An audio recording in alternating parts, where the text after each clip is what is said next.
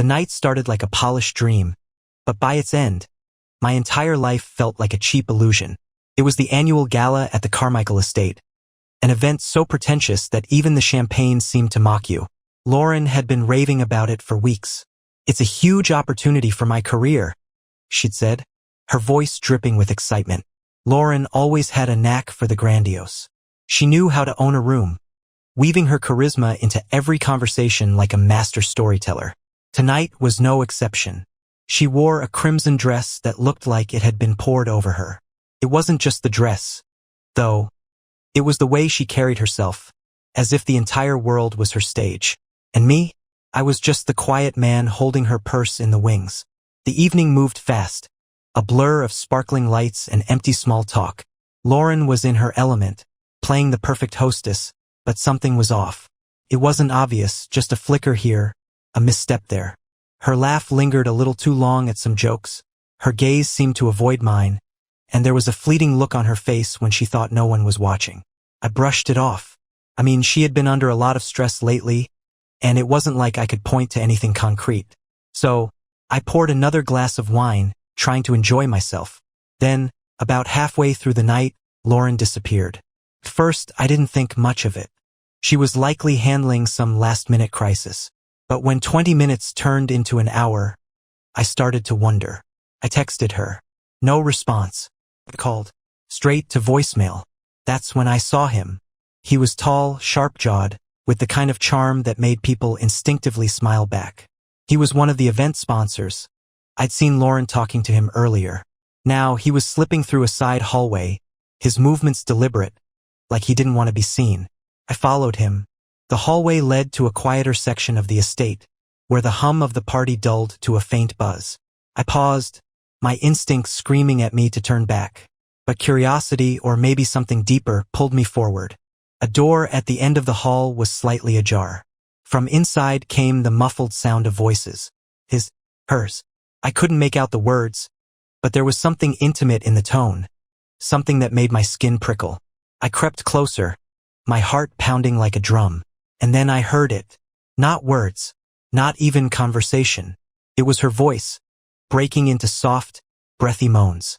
My chest tightened, a sickening weight sinking into my stomach. My hand hovered over the doorknob. I wanted to burst in, to demand answers, to end whatever was happening on the other side of that door. But my legs felt like stone. I couldn't move. Then my phone buzzed in my pocket, shattering the silence. I pulled it out instinctively. It was Lauren. "Hey, are you okay?" she asked, her voice light and casual. "You know I love you, right?" Her tone was so steady, so unaffected, that for a moment, I thought I'd imagined everything. But my ears were still ringing with the sound I just heard. I swallowed hard. "Where are you?" I managed, my voice shaky. "Just wrapping things up with a client," she said, the lie sliding off her tongue so smoothly it almost sounded rehearsed. "I'll find you in a bit, okay? Enjoy the party." She hung up before I could respond. I stared at the screen, my hands trembling, my mind spinning. For the first time in our years together, I felt like I was staring at a stranger. And I couldn't decide what terrified me more, that she was lying to me, or that she didn't even seem to care if I believed her. I didn't go back to the main party. Instead, I stood frozen in that dim hallway, the phone still clutched in my hand, her words echoing in my head. "You know I love you, right?" How could she sound so calm, so completely unbothered, when I was standing just a few feet away from what sounded like betrayal? The door at the end of the hall creaked shut, and I instinctively pressed myself against the wall. Footsteps followed, 2 sets. One was hers. I'd know the sound of those heels anywhere. The other was heavier, deliberate. I peeked around the corner just in time to see Lauren and him. They didn't notice me. They were too wrapped up in their conversation, or rather, the lack of it. There were no words, just a lingering glance between them, his hand brushing against her lower back as they walked back toward the crowd. She didn't flinch. She didn't pull away. I wanted to confront her right there, in front of everyone. But something stopped me. It wasn't fear, it was something colder, darker. I wanted to know how far this went, how deep the knife had been buried before I felt it sting. For the next hour, I became a shadow, weaving through the glittering crowd, always keeping her in sight. She moved like nothing had happened, laughing too loudly at jokes, charming the guests, playing the part of the perfect host. And yet, there were moments, fleeting, almost imperceptible, where she would glance over her shoulder, her eyes searching. Not for me, for him. The gala's centerpiece was an auction. Lauren, ever the showrunner, took the stage to announce the evening's prizes. As she spoke, her voice filled the room with warmth and excitement. The crowd adored her. I watched her from the back of the room, my mind replaying the sounds I'd heard in that hallway. That's when I felt a hand on my shoulder. Eric, right? I turned to see a woman, mid-30s, with striking red hair and a curious look in her eyes. I'm Stephanie, she said, her voice low. We haven't officially met, but I've heard about you.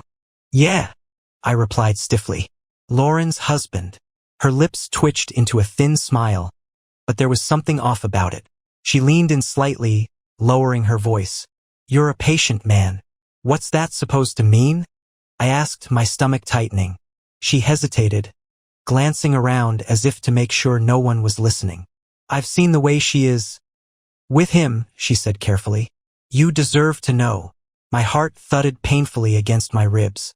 Who are you talking about? Bryce, she said, nodding toward the tall man from earlier, the one who had disappeared into the hallway with Lauren. He's been friendly with her for months now. I didn't want to say anything, but she trailed off, letting the unspoken words hang between us. My throat felt dry. Why are you telling me this? Stephanie's expression softened. Because I've been where you are, she said. And no one told me until it was too late. I didn't respond. Couldn't. My mind was a whirlwind of anger, disbelief, and a sickening sense of clarity. Before I could ask anything else, the sound of applause erupted, and I turned to see Lauren stepping down from the stage. She was glowing, basking in the attention, and I hated how much I still wanted to believe in her even now.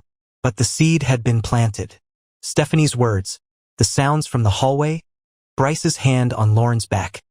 It all pointed to the same, devastating truth. As Lauren approached me, her smile was as radiant as ever. There you are, she said, slipping her arm around mine like nothing had happened. You've been so quiet tonight. Are you okay? Her eyes searched mine, but not with concern. It was as if she was checking to see if I knew, if I'd figured it out. I forced a smile. Yeah, I lied. Just enjoying the party. She beamed. Good. Let's mingle then. As she led me back into the crowd, I glanced over my shoulder. Bryce was watching us, his expression unreadable. I knew then that this wasn't going to end here. The ride home was silent, but not the comfortable kind. It was the suffocating silence that made every sound, the hum of the car engine, the occasional blip of her phone, feel like thunderclaps. Lauren was scrolling through her messages, her face illuminated by the glow of the screen. I kept my eyes on the road, gripping the steering wheel so tightly my knuckles ached. You were quiet tonight, she finally said, her voice breaking the tension like a dull knife. Busy watching you shine, I replied flatly. She laughed lightly, as if that was a compliment. It was a good night. I think we nailed it. The word hung in the air like smoke. When we pulled into the driveway, Lauren leaned over and kissed my cheek before stepping out of the car. I'm going to grab a shower, she said casually, disappearing into the house. I stayed in the car, letting the weight of the evening crash over me. Stephanie's words, Bryce's hand on her back, the muffled sounds behind that door. It all painted a picture I didn't want to look at, but couldn't ignore. After a few minutes, I stepped inside. The house was quiet, save for the faint sound of running water upstairs. I should have gone to bed, but instead, I found myself wandering into the kitchen. I poured a drink, whiskey, neat, and stood there, staring at the darkened window, my reflection glaring back at me. My thoughts were interrupted by a soft buzzing sound. Her phone. It was sitting on the counter where she'd left it, the screen lighting up with a message. I knew I shouldn't look. I told myself to walk away, to not become that guy. But curiosity or desperation won. The message preview read, Bryce, you're amazing. Can't wait until next time. My hand trembled as I unlocked her phone. I knew the passcode. It was our anniversary, ironically. The messages were right there, a trail of breadcrumbs leading straight to the truth. Bryce, tonight was perfect. Lauren, I couldn't stop thinking about you the whole time. Bryce, you're addictive. When can we sneak away again? I felt a cold, hollow sensation in my chest, like my ribs had been replaced with ice. I scrolled further, my heart sinking with every word. This wasn't just casual flirting. It was calculated, coordinated, detailed. There were photos too. One of her in that same crimson dress, taken from an angle that made my stomach churn. Another of him, shirtless, his smirk taunting me even through the screen. The sound of water upstairs stopped, snapping me out of my trance. I locked the phone and placed it back exactly where I found it, as if touching it had burned my hands. A minute later, Lauren came downstairs, her hair wrapped in a towel, her face glowing from the steam. "What are you doing up?" she asked, her tone light, almost playful. I stared at her, my mind replaying the messages I'd just read. The way she'd laughed with Bryce earlier in the night. She had no idea I knew. "Couldn't sleep?" I said, my voice deceptively calm. "Just needed a drink." She walked over, leaning against the counter. Her towel slipped slightly, exposing the delicate curve of her collarbone. But all I could see was the image of her lips against his skin. "You're acting weird." My jaw tightened as I replayed her words in my head. "You're amazing. Can't wait until next time." I wasn't sure how much longer I could keep pretending.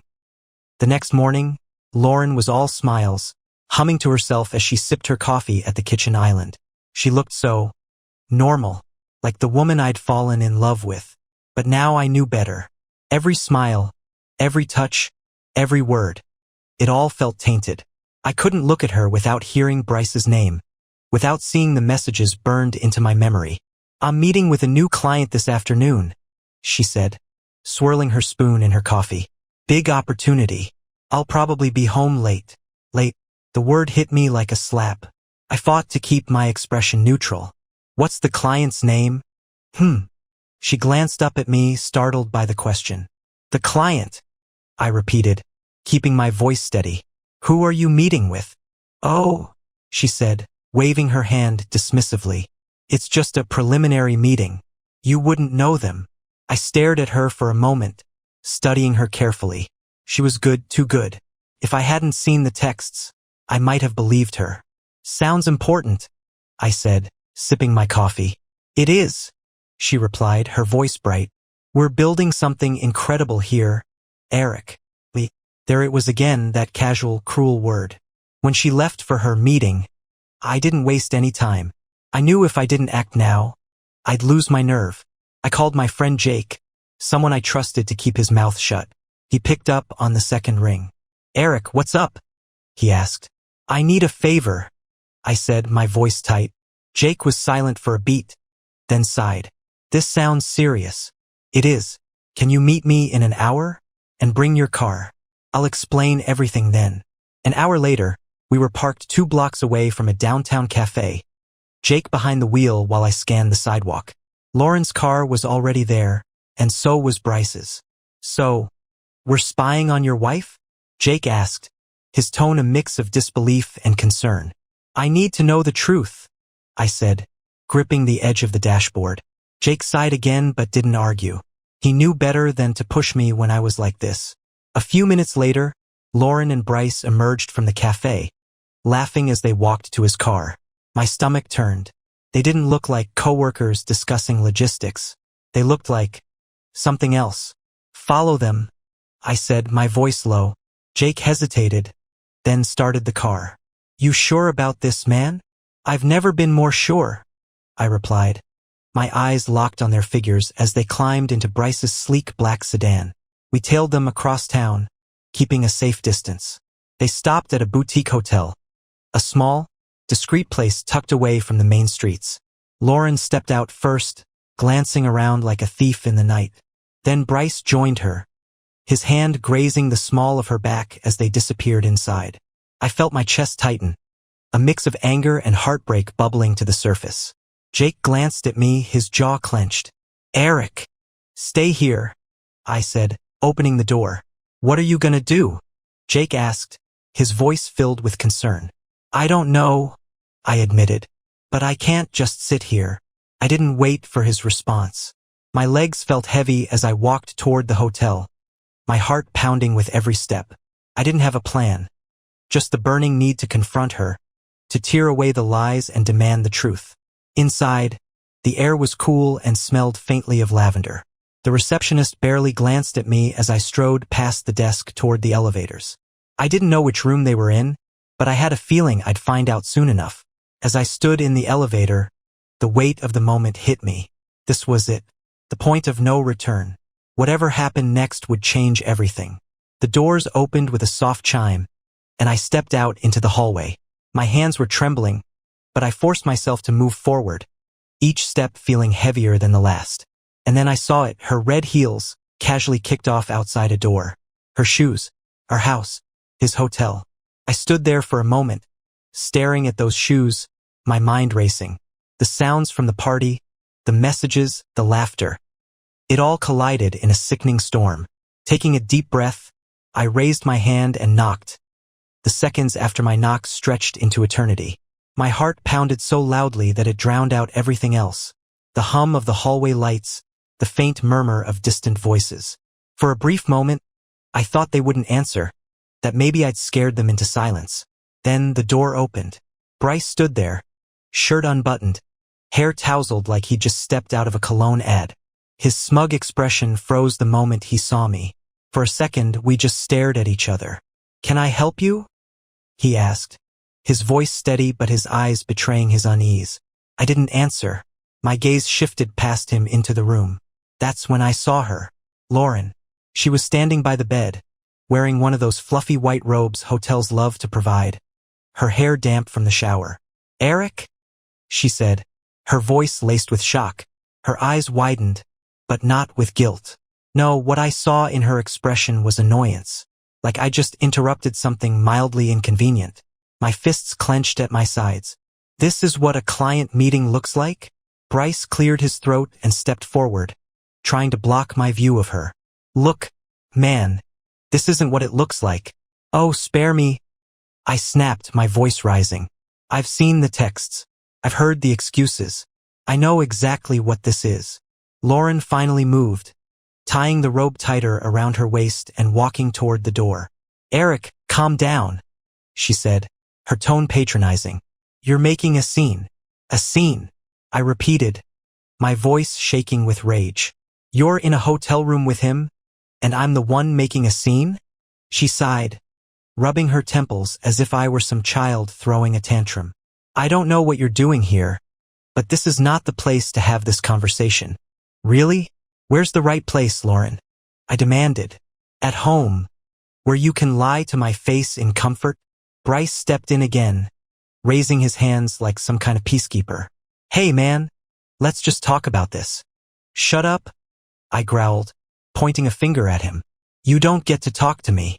Lauren rolled her eyes, and that was it, the final straw. The anger I'd been bottling up exploded. "How long has this been going on, huh?" I shouted, my voice echoing down the hallway. "How long have you been sneaking around behind my back?" She didn't answer. Instead, she crossed her arms and looked at me with that same icy indifference that had been creeping into her demeanor for months. "Eric, lower your voice," she hissed. "No," I shot back. "I'm done lowering my voice. I'm done pretending everything's fine while you're off playing house with this guy." Lauren's lips twitched into something that resembled a smile, but it wasn't warm or apologetic. It was mocking.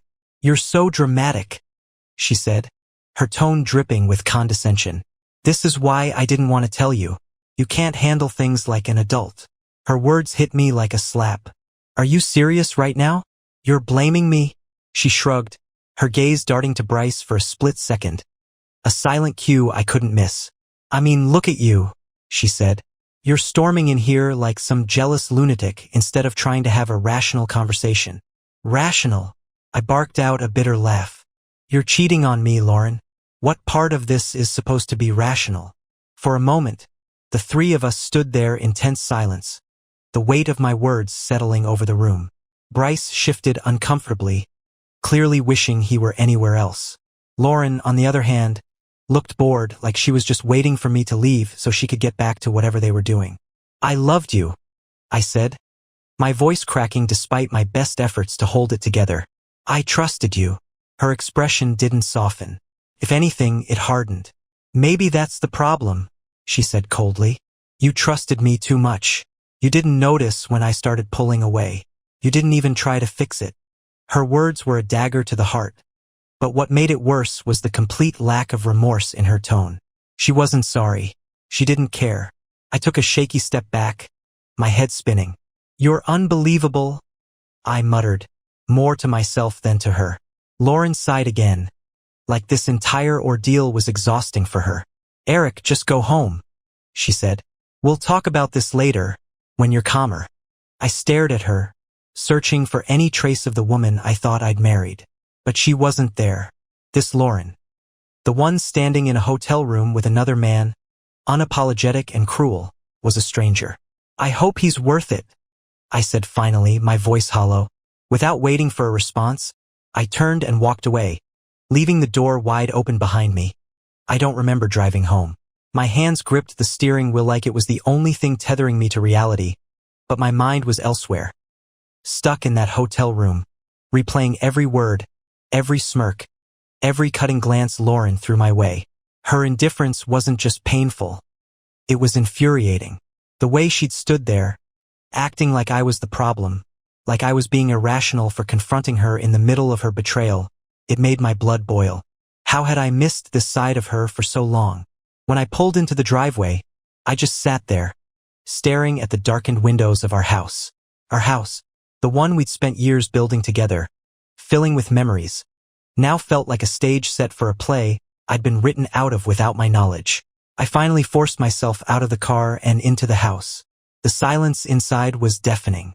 I wanted to scream, to break something, to make her feel even a fraction of the chaos she'd unleashed in me. Instead, I sank onto the couch, my head in my hands. And that's when the questions started pouring in. Had I been blind? Had I been so caught up in my own routine that I hadn't noticed her pulling away? Or had she just been that good at hiding it? The hours crawled by, the weight of the night pressing heavier on my chest with each passing minute. I thought about calling someone, Jake maybe, but what would I even say? Hey man, turns out my wife has been sleeping with some guy named Bryce. Want to grab a beer? As dawn crept through the curtains, exhaustion finally overtook me. I drifted into a restless sleep on the couch, haunted by images of Lauren and Bryce, their laughter echoing in my dreams. When I woke up, the sun was already high, and Lauren's car was back in the driveway. My stomach tightened as I sat up, rubbing the sleep from my eyes. She was home. The kitchen smelled like coffee, and there she was, standing at the counter in one of her casual outfits. Jeans and a loose sweater. She looked so normal, so domestic, it made my skin crawl. Morning, she said, not even glancing at me as she poured herself a cup. I stared at her, incredulous. Morning? That's all you have to say. She sighed, finally turning to face me. Eric, I don't want to do this right now. Too bad. I snapped, standing up. Because we're doing this. You don't get to walk in here and act like nothing happened. Lauren rolled her eyes, taking a sip of her coffee. You're being dramatic again. That's what you said last night. I shot back, my voice rising. When I caught you in a hotel room with Bryce. Her face hardened, but she didn't deny it. Fine, she said coolly, setting her mug down. You want to talk? Let's talk. Great.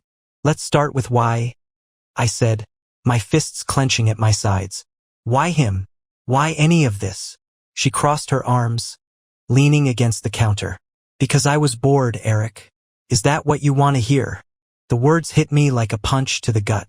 Bored, I repeated, my voice shaking. Yes, bored, she said sharply. You stopped trying. You got comfortable.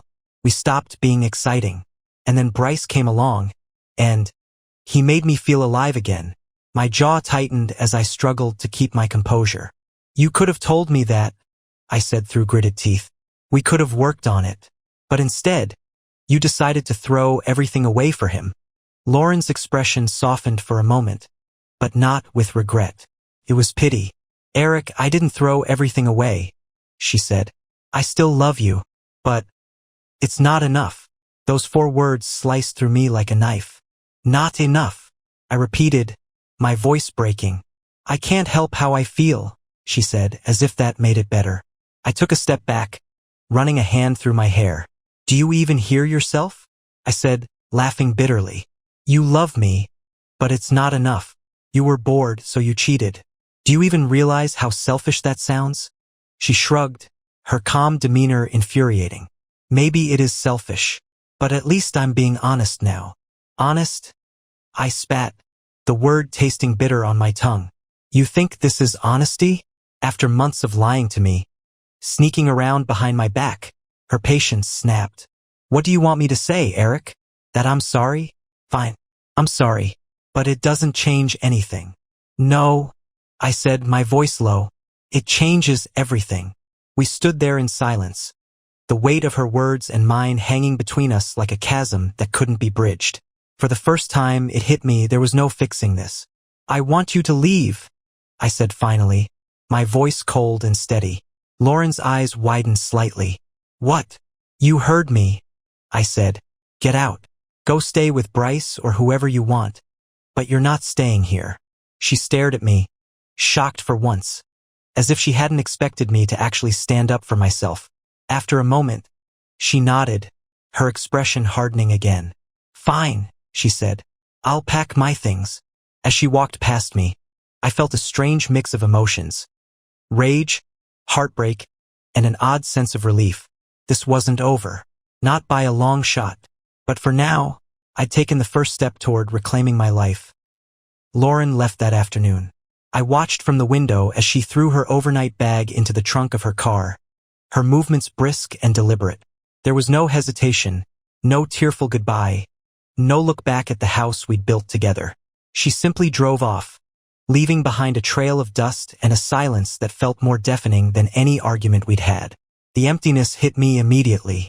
I stood in the middle of the living room, staring at the spot where her favorite throw blanket used to be. She'd taken it, along with a few other personal items, a picture frame, a perfume bottle, the coffee mug with the chip she always refused to replace. Small things, but their absence screamed at me. I wanted to feel relief. After all, I'd told her to leave. But instead, I felt hollow. That night, the house felt too big. The ticking of the kitchen clock was unbearable, so I yanked the batteries out. I tried watching TV, but every show seemed to have some smug couple holding hands or sharing some inside joke. Even the weather report managed to piss me off. I ended up sitting in the dark with a glass of whiskey, my thoughts spiraling. The next morning, I woke up to a flurry of text messages. The first was from Jake. Jake, you good? Heard anything? Then there was one from my mom, completely oblivious to the chaos in my life. Mom, don't forget dinner next Sunday. Bring Lauren. She said she'd bring that spinach dip I love. I didn't respond to either of them. Instead, I scrolled aimlessly, hoping for some distraction. That's when I saw her. Lauren had posted a picture on Instagram. It was a shot of her at what looked like a fancy rooftop bar, her smile dazzling, a cocktail in hand. The caption read, "Sometimes, you have to step into the unknown to find yourself glowing star." I stared at the screen, disbelief quickly morphing into anger. She'd walked out on our marriage less than 24 hours ago, and now she was celebrating? Worse, Bryce had commented. Bryce, you deserve it, beautiful. The nausea hit me instantly. She wasn't just moving on. She was flaunting it, publicly, brazenly. I threw my phone onto the couch and paced the room, my thoughts racing. Was this what she wanted all along? To shatter my life and then parade her new one in front of me like some twisted victory lap? By mid-afternoon, Jake showed up unannounced. He let himself in, holding 2 beers. Thought you might need these, he said, handing me one. Thanks, I muttered, collapsing onto the couch. He sat across from me, popping the cap off his beer with a keychain opener.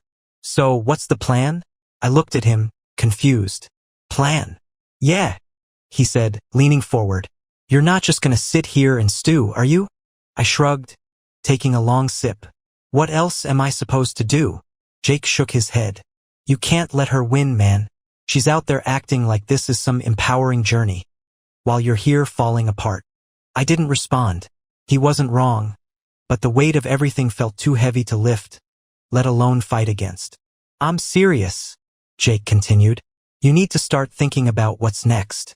Whether it's a lawyer, therapy, hell, even just a rebound fling. Something to get you out of this rut. The word lawyer struck a chord. I hadn't even thought about the legal side of things yet. The house, the finances, it all felt like a secondary concern compared to the emotional wreckage. But he was right. This wasn't just about feelings anymore. Maybe, I said finally. Jake rolled his eyes. Not maybe. Definitely. You don't think she's already planning her next move? That thought hit me harder than I expected. Lauren was calculated. She always had been. If I didn't act fast, I'd be the one left picking up the pieces while she walked away unscathed. That night, I sat down with my laptop and started doing research. Divorce lawyers, asset division, custody agreements. Although we didn't have kids, the sheer complexity of it all was overwhelming. I felt like I was drowning in a sea of legal jargon and worst-case scenarios. Around midnight, I got an email. It was from Lauren. The subject line read, "About the house." I hesitated before opening it, my stomach churning. "Eric, I know things are tense right now, but we need to talk about logistics. I'll come by tomorrow to pick up the rest of my things. As for the house, I think it's best if we sell it and split the proceeds. There's too much space for either of us alone, and we both deserve a fresh start. Let me know if you want to talk in person, or if you'd prefer to handle everything through email." Lauren. The audacity of her tone. So polite, so businesslike. Set my teeth on edge. It was as if she was writing to a colleague, not the man whose heart she just stomped on. I slammed the laptop shut, unable to read it again. Tomorrow she'd be back, and whether I was ready or not, another battle was coming. The next day, I woke up feeling like I was preparing for war. Lauren was coming back, and this time I wasn't going to let her waltz in and take control. She might have blindsided me at the hotel, but this was my house, or at least it still felt like mine. I spent the morning pacing, rehearsing what I wanted to say. Every version of the conversation played out in my head. The calm and composed one, the fiery and confrontational one, the one where I begged her to reconsider. But each scenario felt wrong. The truth was, I didn't know how I was going to react until she was standing in front of me. At noon, her car pulled into the driveway. I watched from the living room window as she stepped out, wearing sunglasses and a crisp, casual outfit, jeans and a fitted blazer, like she was heading to a brunch instead of collecting the remnants of our life together. She knocked on the door, and I opened it before she could knock a second time. "Hi," she said, her voice neutral, almost detached. I stepped aside, motioning for her to enter. "Let's get this over with." She walked past me, her perfume lingering in the air, a scent that used to comfort me but now made my stomach churn. Lauren didn't waste time. She went straight to the bedroom, where I'd already gathered most of her things into boxes. "Thanks for packing," she said, her tone polite but hollow. She opened one of the boxes and began sorting through it, as if inspecting my work. I leaned against the doorframe, watching her. "You could have done this yourself." She glanced up, her lips curving into a tight smile. "I didn't think you'd want me here longer than necessary." "You thought right," I said coldly. She kept packing, her movements brisk and efficient. "Look, Eric, I don't want this to be harder than it has to be." "Hilarious," I said, crossing my arms. Coming from the person who made this as hard as possible. Her hands froze for a moment. Then she sighed and turned to face me. "I know you're angry. Angry doesn't even begin to cover it." I cut in, my voice rising. "You lied to me for months. You cheated on me, Lauren. And now you're standing here, acting like we're just dividing up office supplies." Her expression hardened. "I'm not going to stand here and argue with you, Eric. What's done is done." "That's it?" I asked, incredulous. No apology, no explanation, just, "What's done is done?" She shrugged, her tone ice cold. "I already explained myself. I wasn't happy, and I found someone who made me feel alive again. I'm not proud of how it happened, but I'm not going to grovel either." I felt my chest tighten, a mix of anger and heartbreak threatening to overwhelm me. "You don't even care, do you?" I said, my voice quieter now. "Not about me, not about what you've done." Lauren rolled her eyes. "Of course I care, but I'm not going to sit here and wallow in guilt just because you can't move on." I stared at her, stunned by her audacity. Move on, I repeated. You tore my life apart. And now you're telling me to move on? She grabbed another box and started toward the door. I'm not doing this, Eric. I came here to get my things, not to rehash the past. I stepped into her path, blocking the door. No, I said firmly. We're talking about this. You don't get to walk away again. Her eyes flashed with irritation, and for the first time, I saw a crack in her calm facade. What do you want me to say, Eric? She snapped. That I'm sorry? Fine. I'm sorry. I'm sorry I didn't leave sooner. I'm sorry I stayed in a marriage that wasn't working. And I'm sorry if that makes me the bad guy in your story. But I'm done pretending this can be fixed. Guy, Eric. It's about moving forward. And that's what I'm trying to do. I stepped aside, letting her pass. Go ahead, I said bitterly. Run to Bryce. Start your fresh start. But don't come back here when it falls apart. She stopped in the doorway, turning to look at me one last time. For a brief moment, I thought I saw something flicker in her eyes. Regret, maybe, or hesitation. But it was gone as quickly as it came. Goodbye, Eric, she said softly, and then she was gone. As her car disappeared down the street, I stood in the empty doorway, the weight of her absence settling over me like a heavy cloak. This was it, the end of the life I thought we'd built together. But as I closed the door and locked it behind me, a new thought began to creep in. Maybe her leaving wasn't just the end. Maybe it was the beginning of something better. The first night after Lauren left for good, the silence in the house felt alive. Every creak of the floorboards, every hum of the refrigerator, every distant sound of a passing car seemed louder, sharper. The space felt hollow, like it had been drained of warmth and purpose. I sat at the dining table, staring at my laptop. Her email about selling the house stared back at me, the cursor blinking at the end of her calculated words. Too much space for either of us alone. I didn't reply. I couldn't bring myself to engage with her on her terms. Not yet. Instead, I clicked over to a new tab and typed in, "Top divorce lawyers near me." The search results spilled across the screen, each name promising expertise and efficiency, but none of them felt real to me. This wasn't just paperwork. It was dismantling a life. I scrolled aimlessly until my phone buzzed on the table. It was a message from Jake. Jake, you hanging in there? Want to grab a drink? I thought about ignoring it. The idea of being social felt exhausting, but the alternative was sitting in this empty house, drowning in my thoughts. I grabbed my keys and texted back, "Me, be there in 15. Jake and I met at a small bar on the edge of town.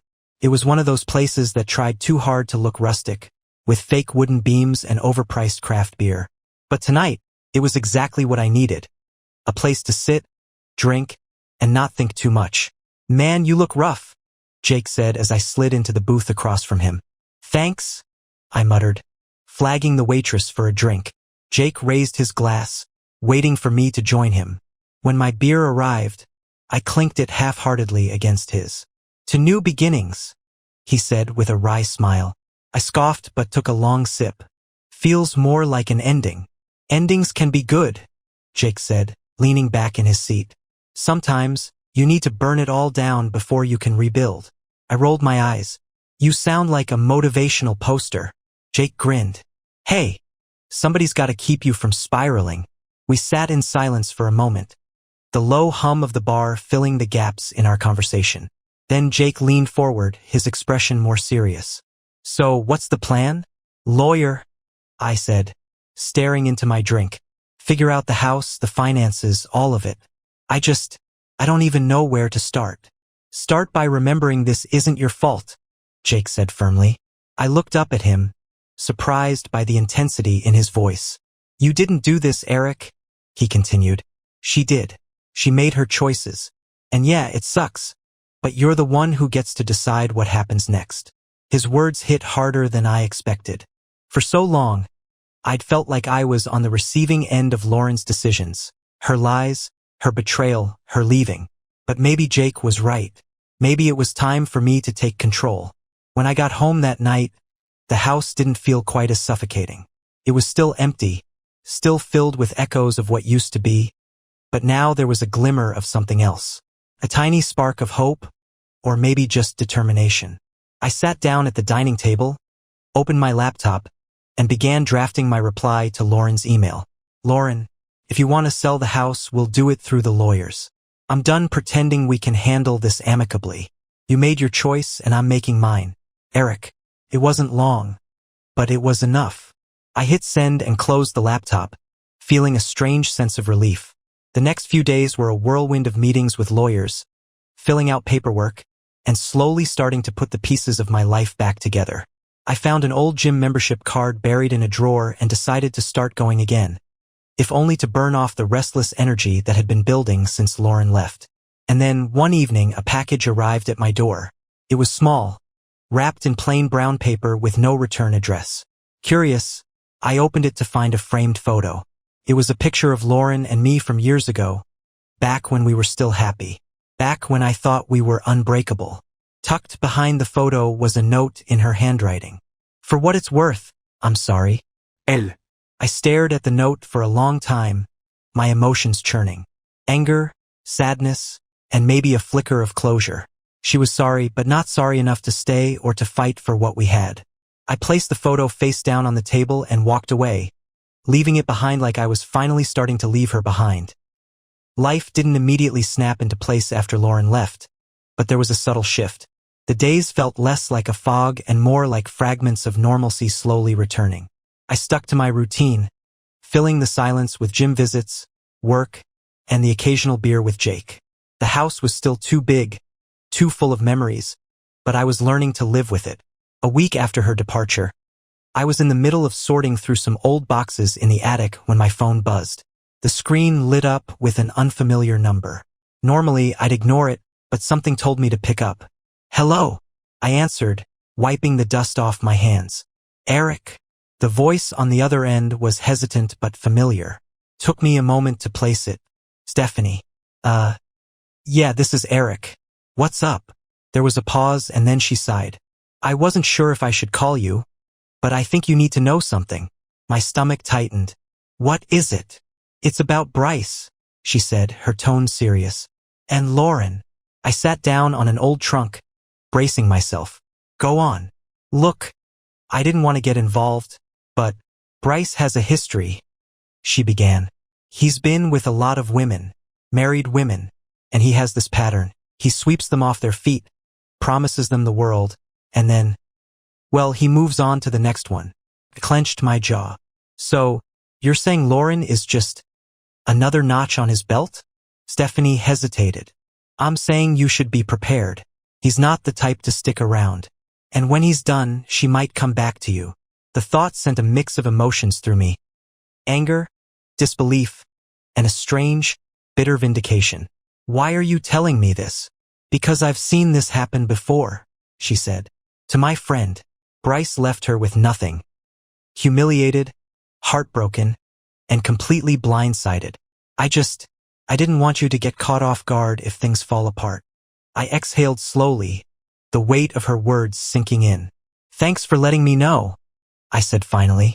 You're welcome, she said softly. For what it's worth, Eric, you seem like a good guy. You deserve better than this. After we hung up, I sat there for a long time, staring at the slanted beams of the attic ceiling. Bryce's charm was nothing more than a weapon, and Lauren had fallen for it. But the part that stung the most was the possibility that she might come crawling back when she realized what she'd lost. And the question that haunted me was, what would I do if she did? 2 days later, the answer came knocking on my door.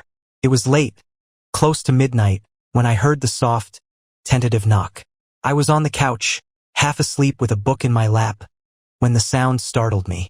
I opened the door and there she was. Lauren stood on the porch, her makeup smudged, her eyes red and puffy. She looked nothing like the polished, confident woman who had walked out of my life. She looked broken. Eric, she said, her voice trembling. What do you want, Lauren? I asked, keeping my tone cold. I made a mistake, she whispered. The words hung in the air like a challenge. I crossed my arms, leaning against the doorframe. A mistake, I repeated. That's what you call it? Tears welled up in her eyes, but I didn't move. I was stupid, she said, her voice cracking. I thought Bryce was different. But he wasn't. He lied to me, Eric. He was seeing someone else the whole time. I didn't know. I stared at her, my emotions a tangled mess of anger, pity, and something dangerously close to satisfaction. Now you know how it feels, I said quietly. Lauren flinched, a single tear sliding down her cheek. Please, Eric, I don't know where else to go. You've got plenty of places to go, I said, stepping back. But this isn't one of them. Her face crumpled. Eric, please. No, Lauren. I cut her off, my voice firm. You made your choices. You walked out that door. And now you want to come back because things didn't work out with Bryce? That's not how this works. She sobbed, covering her face with her hands. For a split second, I almost felt sorry for her. Almost. But then I remembered the hotel, the texts, the way she'd looked at me like I was the problem. And just like that, the pity vanished. I hope you figure things out, I said, stepping back inside. But you're not figuring them out here. I closed the door and locked it, her muffled cries fading as I walked away. For the first time in weeks, I felt a strange sense of peace. This was my house now, my life, and for once, I was finally in control of it. I didn't sleep much that night. After Lauren's visit, my mind raced with emotions I hadn't felt so intensely in weeks. The anger was still there, simmering beneath the surface, but it was mixed with an overwhelming sense of relief. I'd finally stood up to her. For once, I'd made the choice. The morning came, crisp and clear, and for the first time in a long time, I felt like the weight on my chest had lessened. I made coffee and sat by the window, watching the neighborhood slowly come to life. Lauren's visit lingered in my mind, but instead of pulling me down, it felt like a turning point. Later that day, I got a call from Melissa, my lawyer. We've got the first draft of the property division agreement, she said. The house sale terms are pretty standard, but I wanted to confirm before we proceed. Are you still certain you want to sell? I paused, staring at the walls around me. This house had been both a sanctuary and a prison. It was filled with memories, both beautiful and unbearable. Selling it would mean letting go of all of that, but maybe that was exactly what I needed. Yeah, I said finally. Let's sell. Good call, Melissa replied. This will help things move faster. I'll keep you updated. After the call, I walked through the house, room by room, taking it all in one last time. The living room where we'd spent countless evenings watching bad TV. The kitchen where Lauren used to hum while making coffee. Even the bedroom, where the silence now felt heavier than ever. It wasn't just a house. It was a chapter of my life. And now it was time to close it. That evening, Jake came over with takeout and a six-pack. It had become our new routine, his way of making sure I didn't spend too much time alone. Big news, I said as he settled into the couch. Oh, Jake replied, cracking open a beer. Lay it on me. I'm selling the house, I said, surprising even myself with how calm I sounded. Jake raised his eyebrows. Damn, that's huge. You sure about this? Yeah, I said, nodding. It's time. This place, it's too much. I need a fresh start. Jake nodded approvingly. Good for you, man. So, where are you gonna go? I don't know yet, I admitted. Somewhere smaller. Somewhere that's just mine. We spent the rest of the evening talking about possibilities. Apartments downtown, maybe a small bungalow on the edge of town. For the first time, the future didn't feel so daunting. 2 days later, I got another message from Lauren. This time it was an email. Eric, I want to thank you for hearing me out the other night, even if it didn't go the way I hoped. I've been doing a lot of thinking, and I realize now that I took you for granted. You didn't deserve what I did, and I'll regret it for the rest of my life. I know I can't undo the damage, but I hope one day we can find some kind of peace. Lauren. I read the email twice, trying to process her words. Part of me wanted to delete it immediately, to shut the door on her for good. But another part of me, the part that still remembered the good times, felt a strange sense of closure. She'd admitted her regret, even if it came too late to matter. And maybe that was enough. I didn't reply. Instead, I marked the email as read and closed my laptop. The next few weeks were a whirlwind of paperwork and planning. Melissa helped finalize the house sale, and I started looking at apartments. It was overwhelming at first, but with every step, I felt a little lighter.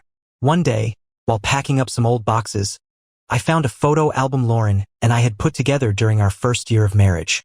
It was filled with snapshots of happier times. Our honeymoon, birthdays, lazy Sundays on the couch. I flipped through the pages, letting the memories wash over me. There was sadness, of course, but also a strange sense of gratitude. Those moments had been real, even if they didn't last. When I finished, I closed the album and placed it in a donation box. It wasn't something I needed to carry with me anymore. The day the house sold, I stood in the empty living room, looking around one last time. It felt surreal to see it stripped of all the furniture, all the decorations, all the pieces that had made it ours. Except it wasn't ours anymore. It was just a house. I locked the door, slid the keys into the envelope for the new owners, and walked away. For the first time in months, I felt free. 2 weeks after Lauren's late-night visit, I was starting to settle into my new reality. The decision to sell the house had been finalized, and a wave of relief followed. With Melissa handling the legal side of things, I focused on what came next. Finding a new place, a fresh start. I'd been combing through apartment listings, imagining myself in a smaller, simpler space. A place with no ghosts lurking in the corners. But as I sorted through the noise of real estate emails, my phone buzzed on the table. It wasn't a number I recognized, but something told me to answer. "Hello, Eric." My chest tightened at the sound of her voice. Lauren. She hadn't called since that night at my door. "What do you want?" I asked, my tone sharp but steady. She hesitated, and I could hear her breathing on the other end. "I know you don't owe me anything," she said finally, "but I just wanted to talk. Just once, without anger, without the lawyers. Please." I leaned back in my chair, staring at the ceiling. Every instinct told me to hang up. She didn't deserve my time, my energy. But against my better judgment, I stayed on the line. "Why now?" I asked, my voice colder than I intended. "I don't know," she admitted. "I guess I'm just trying to understand how we got here." I let out a bitter laugh. "You're kidding, right? You don't know how we got here." "I made mistakes," she said quickly, her tone defensive. "I know that, but I wasn't the only one, Eric."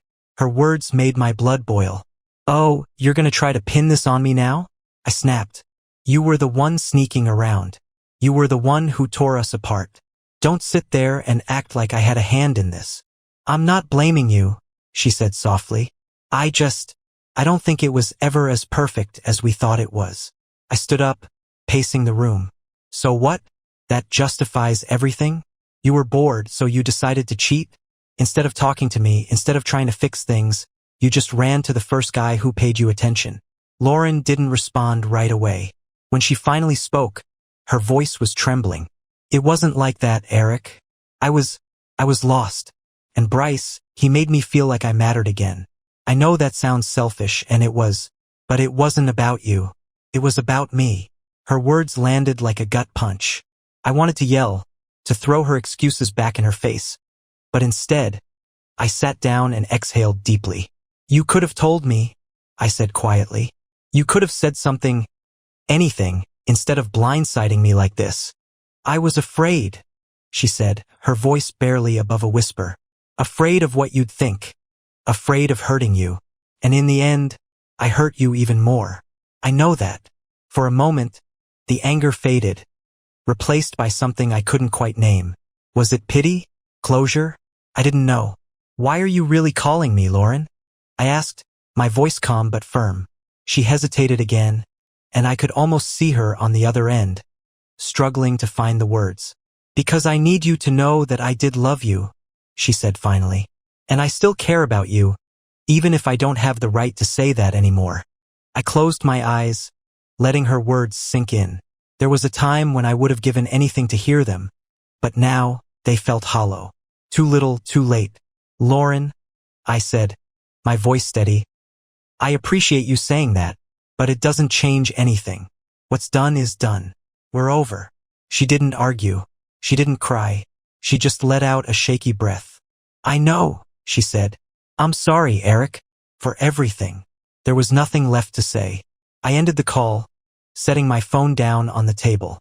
For the first time, I felt like I could finally close the chapter on Lauren. Not with bitterness, but with finality. She was part of my story, but she wasn't my story anymore. As the evening settled around me, I opened my laptop and started searching for apartments again. Somewhere new, somewhere fresh. A place where I could start over a month later. I stood in the doorway of my new apartment, holding a box labeled kitchen stuff, in Jake's sloppy handwriting. The space wasn't much, just a small one-bedroom on the edge of downtown. But it was mine. Jake set another box down by the couch and looked around, nodding appreciatively. "Not bad," he said. "Bit of a bachelor vibe, but you'll make it work." I smirked. "That's the point, isn't it?" "Fair," Jake replied, cracking open a bottle of beer he'd brought as a housewarming gift. "So, this is it, huh? Fresh start, clean slate, all that." "Something like that," I said, taking a seat on the floor next to the coffee table. The apartment was still mostly empty, but that felt right. It wasn't cluttered with memories of Lauren or the weight of what could have been. It was a blank canvas, waiting for me to figure out who I was now. "Here's to leaving the past behind," Jake said, raising his beer. I clinked my bottle against his. "And not looking back." That night, after Jake left, I unpacked in silence. The sound of the city filtered through the windows. Cars honking, people talking, a distant hum of music. It was different from the quiet suburban life I'd left behind, but I found it comforting. I unwrapped a photo frame and stared at it for a long time. It was from my wedding day, me and Lauren beaming at the camera, surrounded by friends and family. For a moment, I debated throwing it away. But then I slid the photo out of the frame and placed it in the back of a drawer. It wasn't about erasing the past. It was about making room for the future. Over the next few weeks, I began to rebuild my life, piece by piece.